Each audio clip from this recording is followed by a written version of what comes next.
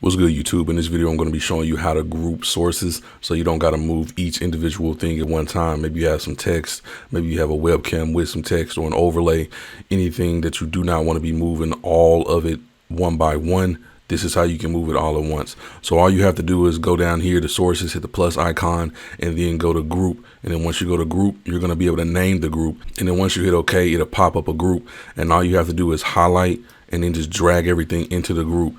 And then you can minimize that group to make it look a little bit more neat and clean down here in your sources area. But now once you do this, you can move everything around at one time. You don't have to worry about clicking one thing and moving it over one at a time. That's too much to be doing. So with this, it's very, very, very easy and it's simple.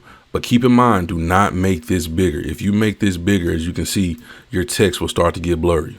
See, the text isn't as crisp as it was.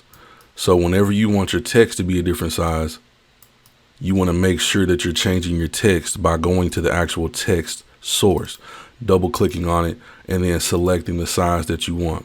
And then once you do that, it'll change it to the exact size it's supposed to be. So like say, for instance, I want this to be a little bit bigger.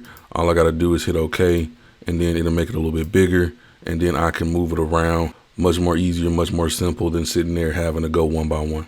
If this video helped you out, please slam the like button, subscribe to the channel if you are new, and I'll see you all in the next one. Peace.